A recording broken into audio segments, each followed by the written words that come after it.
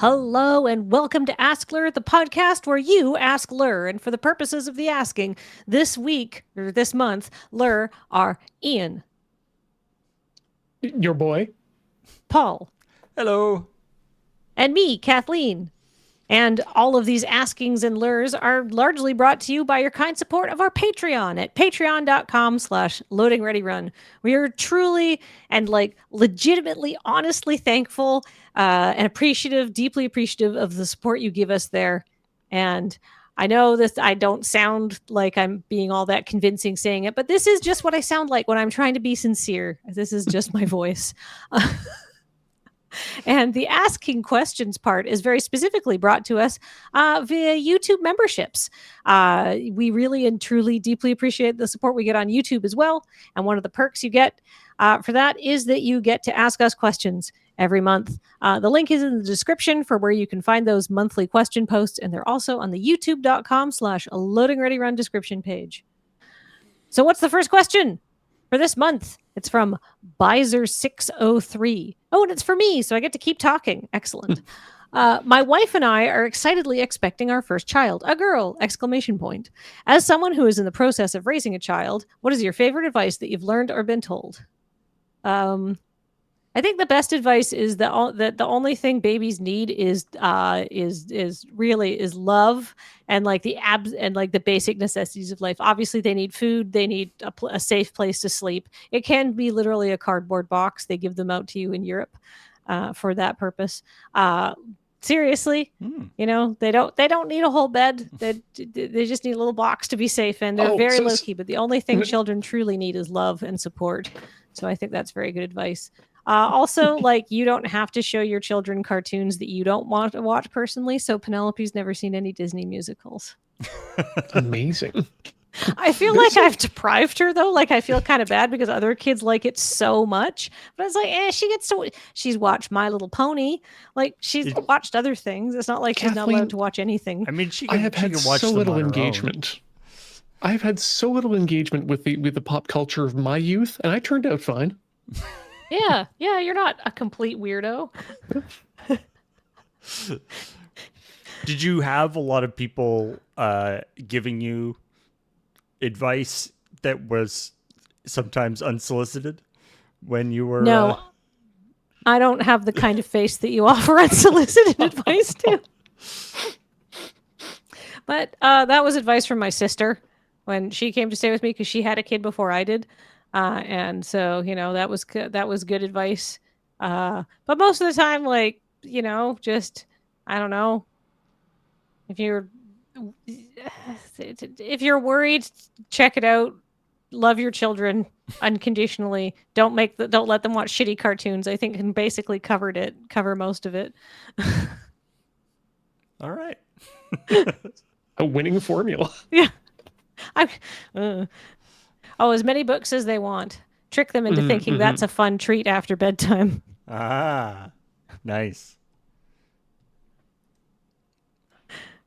All right, our next question comes to us from Harold Price. Oh, Kathleen, name 3 musical acts you'd like to see in a concert. Ian, name 3 racetracks you would like to drive on. Paul, name 3 delicious pastries you would like to eat. I've talked for a lot and I need time to think, so one of you has to tell me about pastries or racetracks first. I'm just happy that this is my thing, apparently, is delicious pastries. Yeah. Well, I laid that foundation very well. Well, I've got the answer on the top of my head here. It's pretty easy for me. First and foremost would be Le Mans. I mean, the fact that I just finished the 24 Hours of Le Mans quite recently for the 7th year in a row, and based on number of people who've driven with me, it occurred to me that I have spent at least 6 days of my life. Not 6 days going out to the track and having a few laps. No, 6 24-hour periods at least of my life driving this track at speed. I should probably at least try to do it once in some real way. Where is it? Is it in France? Yeah, it's in France in a town called Le Mans. In fact, there's a portion of a good portion of the track is actually public roads that for the 24-hour race are cordoned off to be a major track. But yeah, because how long is the track? Oh God, it's I think 8 or so kilometers. No, that That's a long seems track. short. Yeah. It's not a short track. Do you think that if you went to Le Mans, and drove the track for real, you'll be getting like massive deja vu the whole time? Absolutely. Trying to apex all the corners and stuff. So I'm not a big watcher of motorsports, but there was Ford versus Ferrari. I did not realize until I was in the middle of the movie that when they were going down the race, and oh, this is Le Mans. Oh, I know that. Oh God, I know that corner. He's going way too fast. No. You knew Did he was crash going in the movie? Sorry? Did he crash in the movie? Yes, absolutely. So you called it. You knew he was going too fast before. Wow.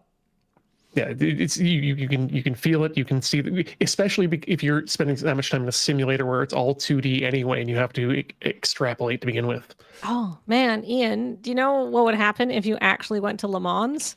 You would find it so stressful because you'd just be driving along a normal city road. Yep.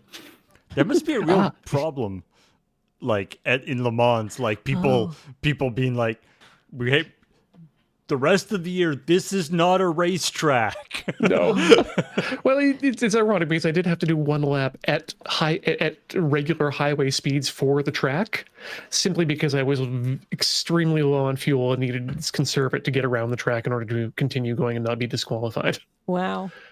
I love that you play with all these extra rules, so it's extra hard. We try to make it as real as possible sometimes.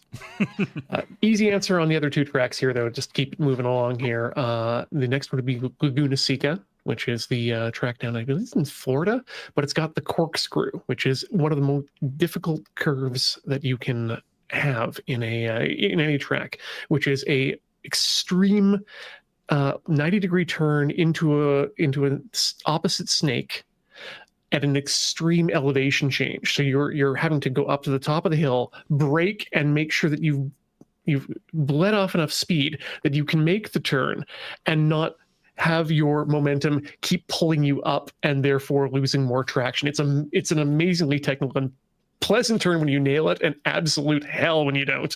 Wow, that sounds so challenging to drive. If you go up fast enough, you just go right over the top of the hill. Yeah, exactly. That's exactly it. Yeah. I mean, yeah, when I heard corkscrew, I was immediately thinking Mario Kart Rainbow Road style. I was like, they can't have that a real track, right? I thought the same thing. I was like, so there's a loop somewhere, like it's a ridge they have to ride.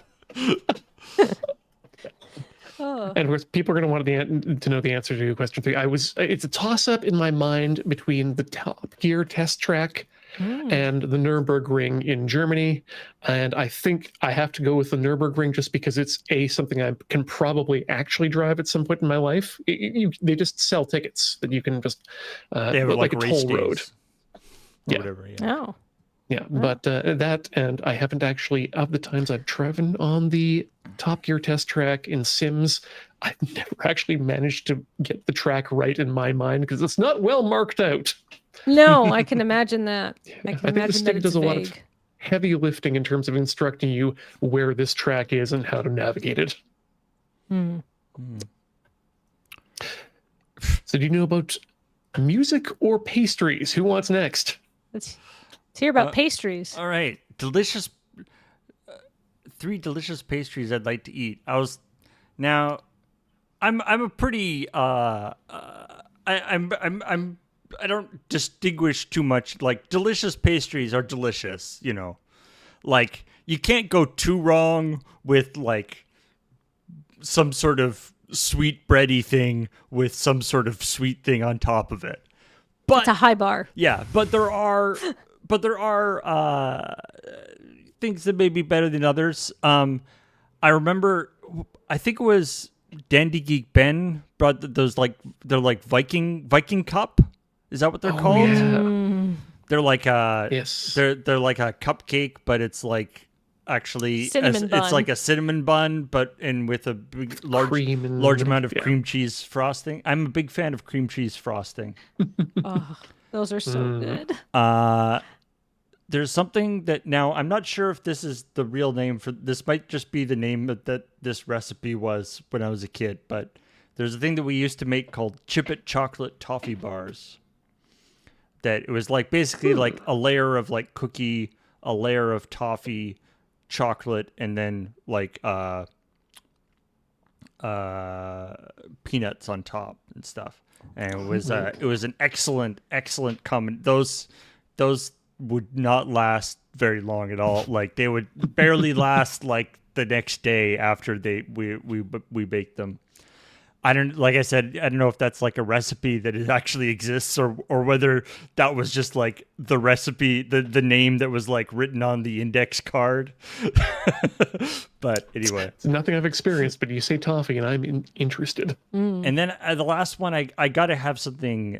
I'm a big fan of like fruit in a thing, like a really good, like a Danish or something like that, you know, galette, some sort of, some sort of fruit-filled thing. I'm a fan of that. But like I said, you know, the combination of ingredients that go into the majority of pastries, you could just kind of put them together in a bowl and it would be fine. Like you can't go. It's like, you know, ice cream or something. Like you can't go too far wrong. Like some sort of a shoe cream poke bowl. Oh, that sounds so good. There's the place, the grocery store right near me makes something called lazy pierogies, which is literally they have it like in the deli counter, and it's just all the stuff that's in pierogies, but just here it all is. In like here's a wodge of it. Here's just like a wodge of it. Yeah, and it's just like, sure, okay. It's not formed into pierogies, but all the stuff is there. Is it just like cheesy mashed potatoes with some extra bits? Cheesy mashed potatoes with like bacon stuff and bits of whatever the dough of pierogies are made out of. Oh, okay. Oh, get perfect. the dough too. Add your own sour cream and stuff on top. And exactly. Delish. All right. So those are Paul's pastry choices, but what are my band choices? Well, I'm going to have to say Boards of Canada because they don't play live anymore and haven't since, like, I don't know. It's probably been 20 years since they've done a live show, so they're not going to. So that one's easy. See your bands while you can. Are they still together and they just aren't touring or I don't know. It's been like, I don't know, it's like 7 years, 10 years or something since they released their last album. But I can't remember. But the point being, that's not that long for them. So we'll see. Who knows? It's Kathleen, the eccentric millionaire, goes, Boards of Canada, come perform for me. Oh, they'd say no. They're the kind of people who you could not, like, the thing is, there are so many millionaires who have already made them that offer and they've always said no. Or maybe they're only playing privately. Yeah, that's true. Maybe they're secretly playing for people. I don't know. If I hired Boards of Canada to play for me, I'd be like, look, here's what I'd hire them to do. I'd be like, you don't need to play for me. I don't think that you're necessarily a live act anyhow. Can I hire you to put together the set that you would play live, perform it at your house, and just give me it on the condition that I can then let other people hear it? Ooh. I would hire them to make me what they consider a live set, and then as long as I could release it publicly so other people could enjoy it. Or they could charge for it or something. Basically, I want you to put on a gig, but you don't have to go anywhere and do anything. So, like, I want you to I want you to put out a live album or another live album. Yeah, well, there's some official. There's a couple of recordings of their like 3 concert. They're like they've played like literally like 2 to 3 concerts ever. Right? That is rare. Yes, and they were all recorded for posterity, and they're up on YouTube now with varying degrees of background crowd noise. And the songs, like some of the songs that they played, have still not been released to this day. Like we don't even know what they're called. I love Boards of Canada. They have so much lore. It's just like King Gizzard. But anyhow, they're great, and their live stuff is really good. but I don't think I necessarily need to be there standing amongst other people to experience the new sounds. Two other bands I would see. Aphex Twin may have a shot at seeing Aphex Twin live. I don't know. Puts out music and plays at a fairly regular but not a lot clip. And then third one, the band doesn't need to still be alive, right? No, this is fantasy. Fantasy. Yeah. Okay. A made up band. Well, a real band, Beatles, I would think, but one of the I mean, if I could go back in time, I'd see the Beatles when they started doing drugs, obviously. Not like, we love you. Yeah, Beatles. I got too loud. Post-invasion, but... Yeah. When they started getting, when they weren't healthy, nice young men anymore. When you wouldn't be like literally deafened by screaming people. I'd be at the front. I'd be the one girl. If this was possible and it was like a historical film, you'd see all the other people screaming, and it was, it was enthusiastic male fans as well. It wasn't just but you'd see all the other fans going, and just me. Beatles they'd play for a private concert too if they got the right price. Oh, sure. Yeah. Well, I'm talking like, back in time when they're all still alive, though. Mm-hmm. But, I'd be standing there like this with my arms crossed, but that does mean I'm having a good time. It's just that's my defensive posture from being at a concert. I truly enjoy seeing music, I swear to God. There's a great story I think I heard from like Ringo or something. They're talking about they were doing a tour, and I think they were in like Germany or somewhere, and there had been something about that, that they were such a sexy band or whatever that the like less women were the parents were like keeping the girls and stuff, so they get to the thing and there was just as much screaming, but it was like slightly lower. They're like, this is kind of weird. The house lights are like, oh, okay. The Beatles were a universally appealing band, not just little teenage girls like them at the beginning, but then they got really weird, and that's when I hopped on the train. All right, our next question comes from MHHut333. What's one skill or personality aspect you admire in the other two? Have you learned anything from that yourself? What a wonderful question. I've just been talking, so I'm going to kick it over to Ian or Paul. Please go ahead and answer that question. Definitely something I should have thought about ahead of time, not just punching it to you guys so I get a couple more seconds. It was not a question I prepared for. I'll let you know that. I'll say, I mean, for one thing, having been running tech on, Tinker Tailor Solder Fry for a lot of the time and stuff, I very much admire Ian's just go for it attitude. That, and sometimes stuff doesn't work out on Tinker Tailor Solder Fry, and like that's okay. We still, we learned something, and it was a fun experience. And just trying, you saw a project that somebody was working on, or you're interested in taking, finding out about something, and just kind of going for it. And I think that's very cool, and something that I would like to do more of myself.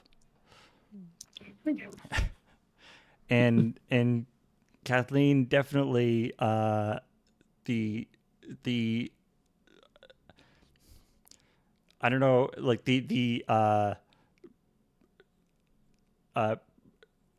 not organizing, but like actually, making a plan of doing something, sticking through and doing it, and having like a process to do the thing. I often make plans for things that I want to do, but I don't actually have a way to get from A to B. And so that ability is something that I definitely would like to be able to do more, and I think that you're very good at. Oh, thank you so much, Paul. and also helping other people do that by, actually like writing down what you're doing, which is again something that I struggle with often. I need documentation because I'm so bad at doing things. But see, I'm like, what do I do? So I mean, that's one of the interesting things, right? Like maybe that quality doesn't necessarily come naturally to you, but you have developed skills to compensate for that. So, and like that's also great. Oh, thank you, Paul. Paul, I think the thing I admire about you the most is that you have a really sunny outlook on life. You are, no, I'm serious. Like you have a kind of wonderful and gentle unflappableness, right?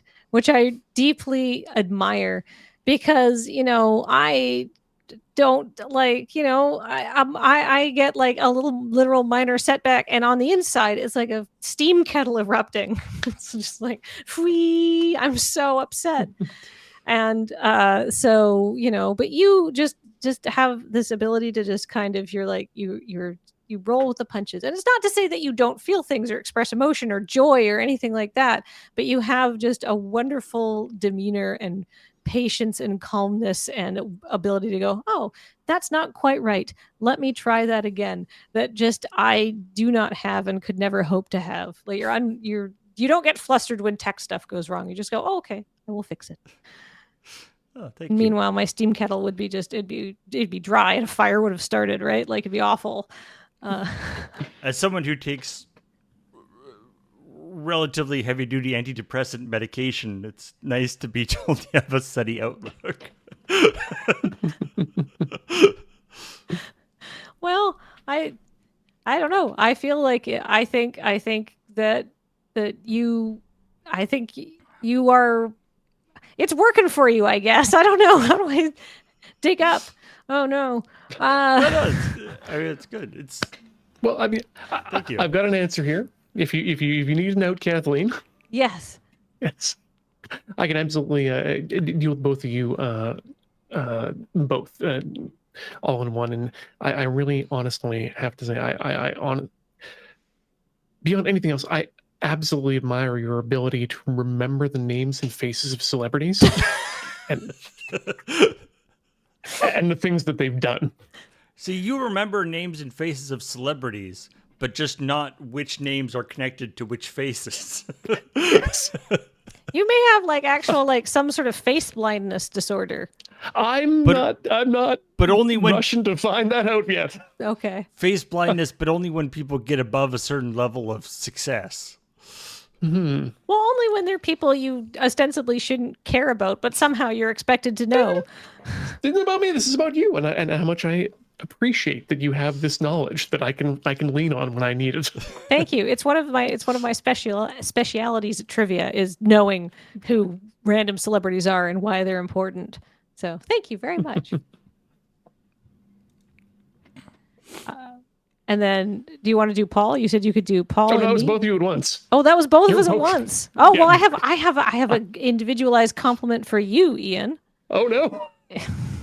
Thank you. You made me think of it, so now it's happening. Ian, I really admire your culinary skills. Thank you. I feel that most people are not good cooks because I am very picky about my food. And I know that you are a good cook, and I recognize that you not only have a naturally good palate, or you've honed it over time, but you really work hard on your skills, and I appreciate how cool that is, and how good all the food that you make looks, and all of the things that you're willing to try. I think that's awesome. Well, coming from someone who else respecting the culinary arts, that means a lot. Oh, this has been Feels Time on AskLRR. Let's quickly change the subject. Eric Shinwaneri asks, what's the spiciest food you've eaten or think you could tolerate? Speaking of cooking. Yeah. This is actually not even something I've cooked. And this is probably an embarrassing story. In fact, back when I used to live in Edmonton, I used to frequent a place called Mucho Burrito, which was a chain restaurant of burritos. In fact, I loved it so much, I've got the mascot from their pre-renovation and pre-rebranding just hanging on my wall. You can see it on Cantor Horses Club, Johnny Mucho in the background. That's where Mucho Burrito. Okay. Yes. I have seen that in the background sometimes, and now we know. Now you know. Every Halloween, they would do a themed burrito that they called the Ghost Pepper Burrito. And I mean, for those in the know, ghost pepper is not the hottest pepper, but it's up there. It's one of like, I would say it's one of the hottest. I think it's probably the hottest pepper that it's not like semi like legally difficult to get your hands on. Yeah. It was the hottest pepper up until like 10, 15 years ago, where they started going totally nutso with like, it's no California Reaper, but anyway. But it's a very real hot pepper, real hot. And they sold the their ghost pepper burrito, which was the normal version, which had just a little bit of ghost pepper in the wrap, and then a little bit of sprinkled in the meat when it was cooking up. So not actually like a lot, but enough to make it pretty spicy, right? Yeah, just enough to give you that little kick. Okay. For one day only around Halloween, they would sell the real thing, which was ghost pepper tortilla, ghost peppers chopped up as your salsa, just chopped ghost peppers, sprinkled along, some sort of probably ghost pepper jalapeno or ghost pepper mozzarella cheese, and what they called, and what I loved the most of it, was their fig ghost pepper jam for what they called a little sweet heat. It wasn't a little, but it definitely was nice and sweet. And this burrito was one of the things that one of the only hot things I've had to pause in the middle of each version of just to sit and contemplate what I've done to myself as I sweat away everything that's inside of me. I really appreciate that it's not just like a burrito with a ton of ghost pepper in it. They like integrated the ghost pepper into every element of the burrito. They did the work, and honestly, I really miss the fig jam with the ghost peppers. The like spicy pepper jam can be very tasty. Oh, sorry, ghost pepper bacon also. Of course. Could you taste anything other than the ghost pepper at that point, though? You know, the sour cream and the guacamole helped to regulate, but no, at a certain point it just became burn and texture, and then that little bit of fig jam. Oh. How was your next day, Ian?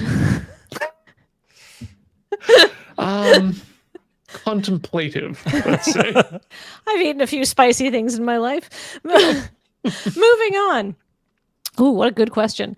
The Day 413 says, if you each had to pick a superpower to give to each other, who would get what powers? Ooh. I'm sorry, Paul. I really want to give you stretch. Stretching? Like Mr. Fantastic style? I feel like you're just a really good Mr. Fantastic.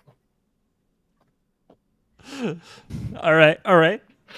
Mr. Fantastic / Plastic Man / whoever. I'm down with that. Stretchy. I mean, just like currently, Kathleen, some sort of levitation ability for you would be super handy. Ooh, I wouldn't want to fly because I don't like going fast, but man, just being able to like effortlessly zoot along, like I was honestly a thinking foot above the floor. Acoustic manipulation, which could involve flight. Oh, it just involves pressure waves in the air. Oh, I love the. That'd be fun. I do love the idea of a superhero who has the power of flight, but can only fly like a couple feet off the ground. And can't really go faster than you can like run. And so from practical purposes, it doesn't actually give them access to anywhere that they wouldn't normally be able to access. It's like Wonder Woman's invisible Segway. I'd still be really cool though. Hopefully it would be effortless though, because if I had to like think about it the whole time, so if I was like walking or like floating around, like having to concentrate, Oh, that would be no brutal. fun. Yeah. All right. Let's see, Ian. I will give you the superpower to eat the spiciest thing you want, and with no after effects. Just passes through, appreciated but undamaged, without leaving anything behind. Let's see, Paul. I mean, obviously the joke is that I'd give you the ability to install Linux on anything. But thanks to the GPL, that's actually just anyone's superpower. You too. Well, like, if you wanted- you at home, Yeah. you can install Linux on things. Just like the idea of there's like a sick elephant and somebody's like, oh my God, is there a doctor of veterinary medicine in the house? And you're like, no, but I've installed Linux on the elephant. Does that help the elephant? No, it does not. You wouldn't fisk an elephant. But now it can, I don't know, do Linux things. I mean, Unix system. there's been a couple of video games that are quite neat where you could do like they sort of have like a meta level of like thing where it's you can like there's a thing where you can like manipulate the code of a creature, like there's like a little creature that you can be like, you know, click on the creature and change what it does, and it's like a puzzle thing. That would be pretty neat to be able to do, you know, to mess with like, hey, take off the sick tag on this elephant. No. I mean, there. Ooh. Oh, sorry. Go ahead. Well, I was going to say, if you could manipulate the nature of reality just by changing the tags at which objects are with, I have a list of people and things I'd like you to change. Yeah, that'd be some heavy duty reality warping that would have to take place there. That's very strong powers. I mean, if the way you interact with the world is Linux, everything is a file. Well, That's like seeing the Matrix level. What What if you could only do it on things that are like less than 10 centimeters square? That's like a good trade-off. there's an X-Men character called Forge, whose whole thing was just like innate understanding and ability with like machines. He could, I don't know if he could like talk, I don't think he could actually like talk to machines, but just like he would just could like look at a thing and understand it, and then he could like make stuff basically out of, you know, pile of junk. He could like understand how work basically what so sort of but sort of to the level of a superhero, not just somebody who is good at tinkering. That's not just a Unix system. I know this. Yeah. That's like, so in Marvel Snap, that's the only place I know Forge from. But I knew who you were talking about because I've seen him in Marvel Snap, where his power is to give the next card you play +2, which is not very useful. It's hard to distill down innate understanding of machines into a card game that has like not that many different axes that it could operate on. Yeah, they can bump one or two numbers, I guess, really. Also, I look forward, Kathleen, to your ranking of all the Marvel superheroes based solely on their usefulness within Marvel Snap. Oh, ask me questions. I have opinions. It's sort of like when Beej was playing Magic Puzzle Quest. Yes. Oh, yeah. Suddenly he cared about the storyline. Well, anyhow, speaking of storylines and moving on, Daniel Solis has our next question. Surprise! You're in Starfleet as the crew of a shiny new starship, having adventures every week, and you get to pick your role in the crew. What role do you choose? Oof. Something I would like to work in, like, I don't know. I don't think I have the stones to be part of the away team, to be honest with you. I think, I don't know, something where I can stay on the ship and they can ask me questions. Maybe I'm a morale officer. I run the trivia nights. I assume that all Federation starships are just dangerous as, like, the Enterprise. Like, the Enterprise is probably an outlier in terms of number of catastrophic things that it encounters, right? Yeah. I mean, it's interesting. I've realized in my career in jobby job land that I don't actually enjoy writing, so that basically takes any form of command position out of line because that's too much reports I need to start doing. Engineering used to seem like it'd be fun, but what I really want to do is hang out with Geordi. I don't necessarily want to actually be fixing the tubes. And it occurs to me, really, I just need to be a pilot. I need to take that Tom Paris approach, senior grade lieutenant for life, but ace pilot all the way through. Nice. I love that in Star Trek, it's never even totally clear what a pilot does. Right. Like they push buttons, but they're not actually. They don't seem to be actually like going, and they'll be like execute maneuver J55 Delta, and then they'll push two buttons. But it's apparently interesting enough that Picard wants to keep getting back at the con. Right. And you have like a fair amount of control. It's not just like autopilot. It just looks like StarCraft underneath there. They've got incredible micro. I bet there's a good job like doing holodeck stuff. Ooh, terrible jobs doing holodeck stuff. Paul, you could be the holodeck technician. Holodeck. Well, I don't know if I want to like fix holodecks, but programming. You got to test the programs stuff as well. You got to program them, right? Somebody says whatever the 24th century equivalent of like a web developer is, I guess. Us into content creators inside Star Trek again. Yeah. Oh my God, 2 of us did pick content creators. I said I'd host the trivia night. Oh my God.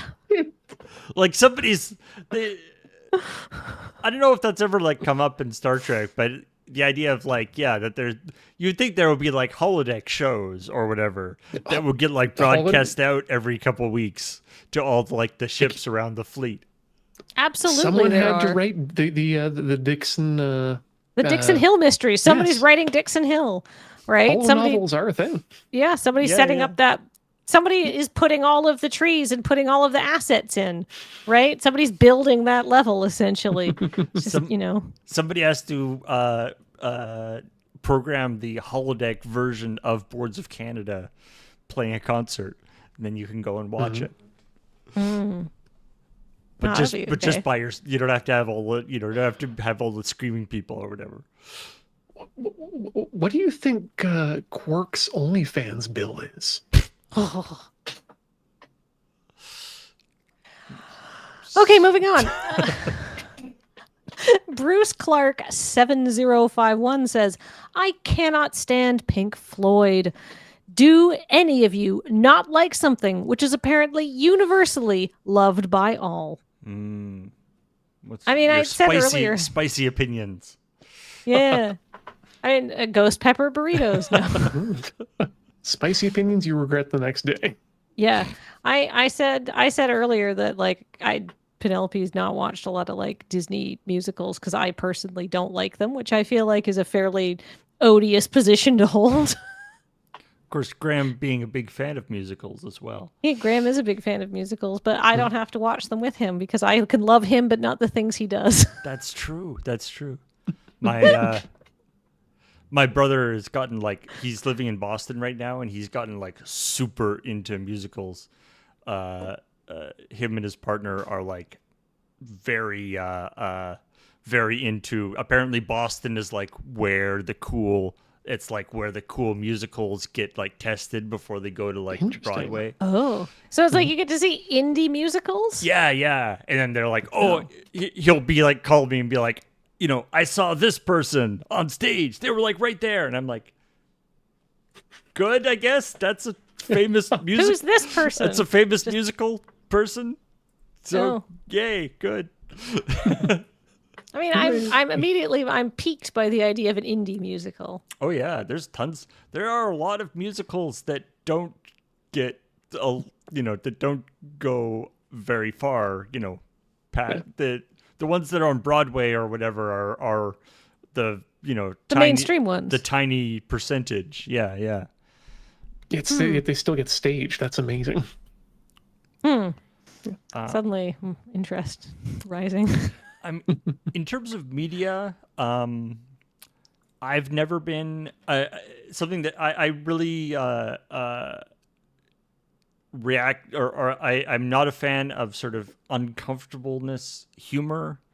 I've never really been able to get into like The Office or Curb Your Enthusiasm or sort of shows where I can appreciate them on a from a technical point of view and be like, yes, this is I can understand why this is funny, but it just it can be very it sort of tends to make me kind of uncomfortable, and not something I want to spend time with. There's a certain type of humor. Often comedians find it particularly funny, which is kind of like that kind of sort of extremely weird, uncomfortable humor.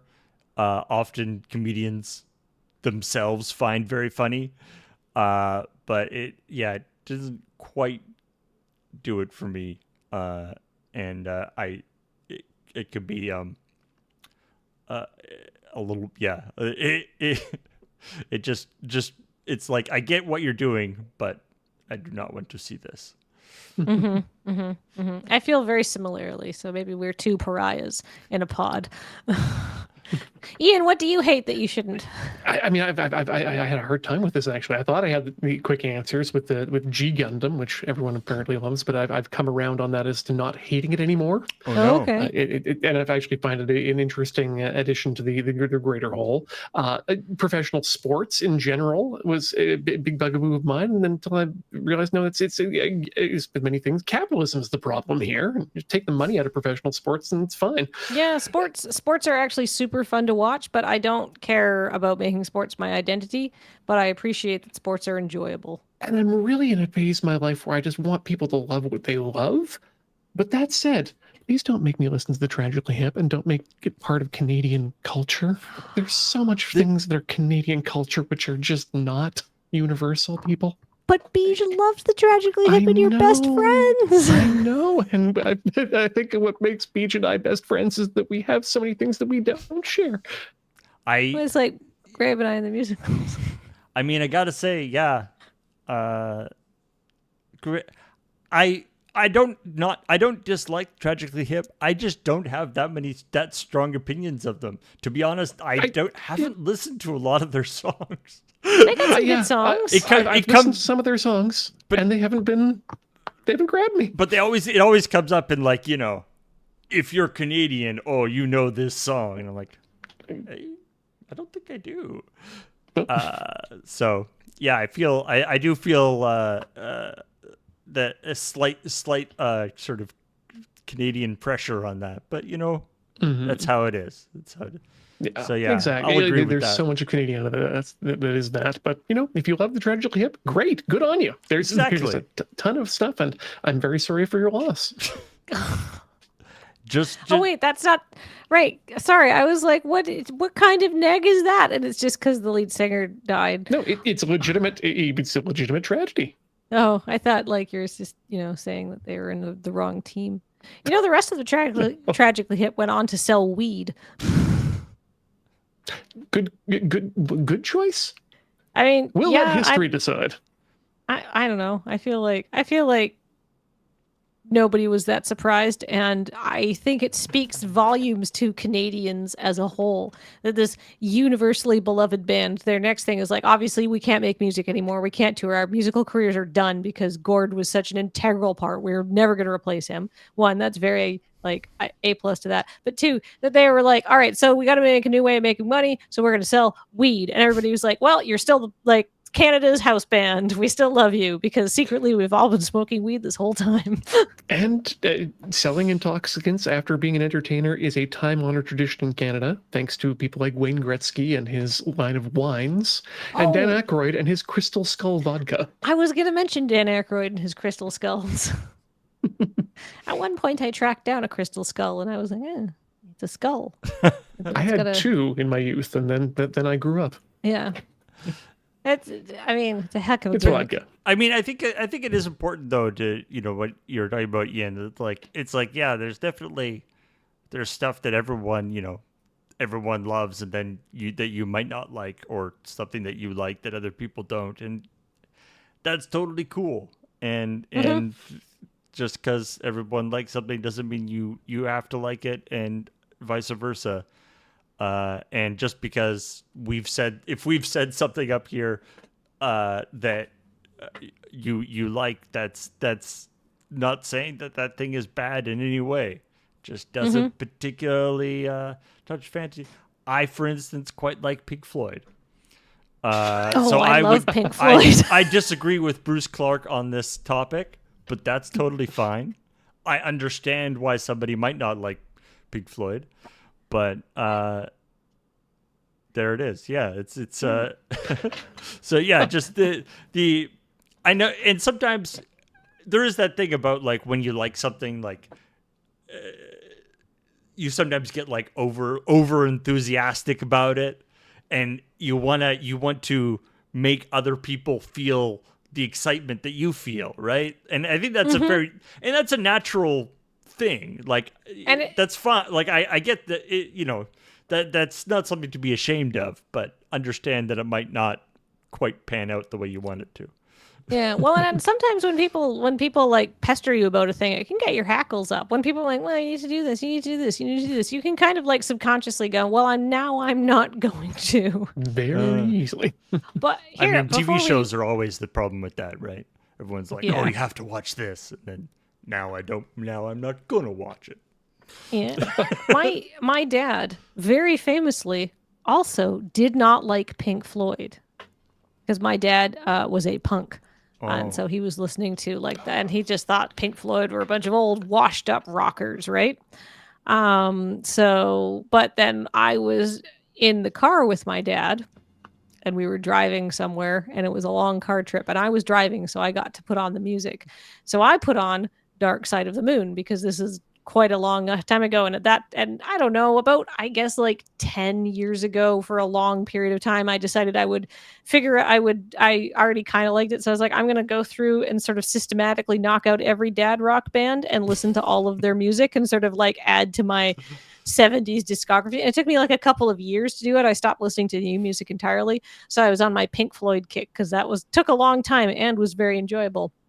And so I put on Dark Side of the Moon, and my dad was like, is this Dark Side of the Moon? And I was like, yeah, this album rules. And it turns out he had not ever really like properly listened to it, because he was a punk kid, and then he appreciated it later in life. So there you go. I like that you introduced your dad to a dad rock band.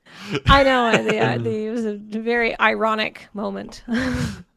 Also, just thinking about I mean, Pink Floyd is one of those bands where you like some of it, you might not like the rest of it either. It's very varied, shall we say?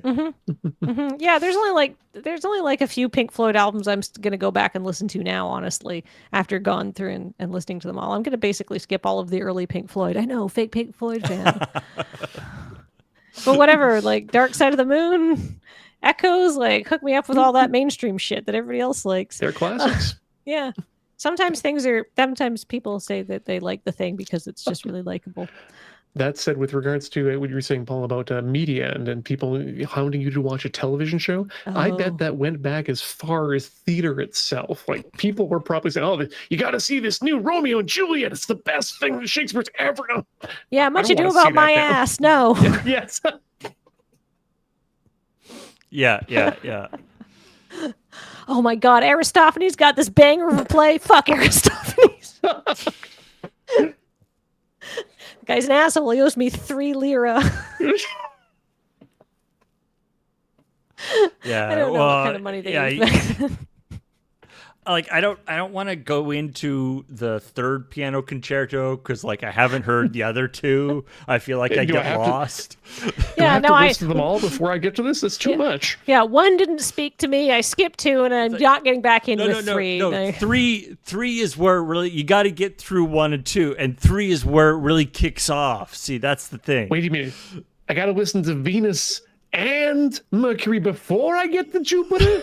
Before I get to Mars, bringer of war? What is this? Yeah.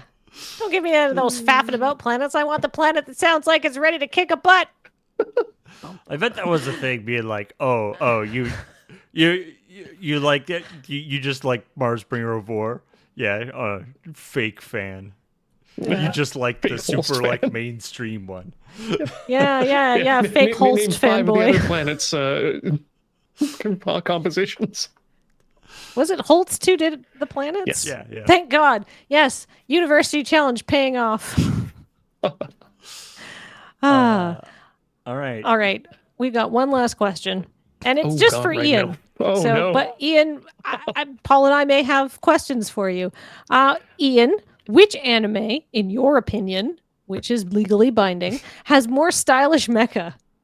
Gurren Lagann or Code Geass? Geass? How do you say that? I believe, yeah. Geass? I think I say Geass just because of the same way I say artisanal. Okay, I'm Geass? honestly not sure. Okay. But I feel like I got to put on my Gundam hat for this particular question here. Oh, okay. Wait, is Code Geass not either of those? No. In fact, neither of those are Gundam series, but there is some crossover with regards to it. Now I had to do a little bit of thinking about this one because when you're dealing with mechanical design, you can't just go with what's just in the show. You have to go with the lineage of the people behind it. And you look at people like Gurren Lagann's Yoshinori Yo. He really hasn't done much mechanical design outside of Tengen Toppa Gurren Lagann, but he's definitely drawing from that sort of tokusatsu, that giant robot aesthetic. Things are a little bit wackier, things are a little bit more accentuated, things are more exaggerated. It's more cartoonish? Cartoonish is absolutely a good word for it, yes. Speaking of softer? Speaking of giant robots, isn't Gurren Lagann the one where robots like are the size of solar systems? Yes, and bigger. And sometimes they have multiple pairs of sunglasses on them. So that probably makes them more stylish. I probably answered the question there. I mean, the other option is you go into the mechanical designer for Code Geass, Teruoka Kenji, who is absolutely deep in the mechanical design world. He's been involved in not just a lot of the modern Gundam series, including Gundam Witch from Mercury, but he was involved in the mechanical design for Ghost in the Shell standalone complex, all 3 seasons. Oh. So, very interesting and very varied design from him, because you've got the Code Geass, which are sort of pointy and very angular in their construction, but also have slight curves along shoulders and whatnot. You can really see that in today's in the Gundam Ariel from today, and of course in the roundness of the Tachikomas and the Fuchikomas from the standalone complex. Unfortunately, I don't really jive with that particular style of mechanical design. The closest he's been something that I can really get my hands around is Alnor Zero, which has more rectangular, actually boxy design with some slight wings to it. But now if you want to know what my mechanical tastes are, you need to look at Kazuhisa Kondo, who just makes big chunky boys that look like they're made of they kind of look like they're balloon animals with big shoulder pads, big skirts, and covered in Zimmerit and camouflage paint from Jungles. I love the idea that like there's particular character designers, of course, that are designing these giant mecha and robots and things for these shows, but also like in the context of the show, somebody has to have designed that robot, right? Mm-hmm. And so the idea that like that there could be sort of a a recognizable designer style that the For all the robots. that like somebody teleported from the universe of one show to the other show would be like, oh hey, that robot, that's one of this guy's designs, isn't it? Yeah, it's very much like the car design world in that respect. That you can see people's personal influences, but also the lineage of design of a particular model throughout the ages. All cars look the same. There's no such thing as a stylish car these days. I mean, yes, They're but all just that's a blobs different on reason wheels. entirely. Although Penelope did have very strong opinions about what emotions they had. That's true. Yes. Sometimes inscrutably so, such as the mind of a child. See, conveying emotion is good design. I bet, but she thought like fully half of them looked mad, and I don't think they're aiming to make the cars look angry. I mean, well, think about how cars are marketed and who they're marketed to. It's usually young, angry adolescent men. They want something that's aggressive and looks like it's going to be able to win races, win fights, rather than something that's protective and friend shaped, Right. like a Dom.